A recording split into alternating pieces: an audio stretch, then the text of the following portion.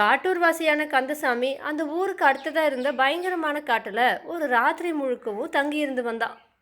அதை பார்த்த ஊருக்காரங்கெல்லாம் அவனோட தைரியத்தை பாராட்டினாங்க. இந்த விஷயம் அந்த ஊர் ஜமீன்தாருக்கு தெரிய வந்துச்சு. அவனை ஒரு பொதுக்கூட்டத்தில் பாராட்டி பரிசு கொடுக்கணும்னு நினச்சாரு.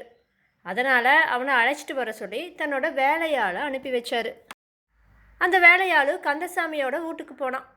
அங்கே போய் பார்த்தா அங்கே கந்தசாமி இல்லை, அவனோட பொண்டாட்டி மட்டும்தான் இருந்தா. வேலையால் அவகிட்ட, இங்கே பாரு, உன் புருஷனோட தைரியத்தை பாராட்டி ஜமீன்தார் அவனுக்கு பரிசு கொடுக்க போகிறாரு அப்படின்னு சொன்னான். அதுக்கவோ, என்னது பரிசா? அதையே அவர் எனக்குத்தான் கொடுக்கணும். ஏன்னா என்ற புருஷன் அன்னைக்கு காலையில் சம்பாதிச்ச கூலியை சாயங்கால நேரத்தில் சூதாட்டத்தில் தொலைச்சி போட்டு வீட்டுக்கு வந்தான்.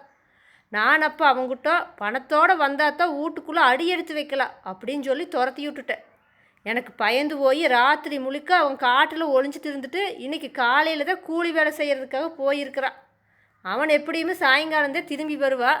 அதனால ஜமீன்தார் அவனுக்கு கொடுக்க போகிற பரிசை என்ற கூட்டு கொடுக்கட்டும் அப்படின்னு சொன்னான். வேலையாளுமே திரும்பி போய் ஜமீன்தார்கிட்ட இந்த விஷயத்த சொன்னான். அவரும் பலமாக சிரித்து, அடடா உண்மைத, பரிசை அந்த சூரப்புலி கந்தசாமிக்கு கொடுக்காம அவனோட பொண்டாட்டிக்குத்தான் கொடுக்கணும். ஏன்னா காட்டில் அவன் ராத்திரியில் தனியாக இருக்க செஞ்சவளே அவ தானே அப்படின்னு சொன்னார்.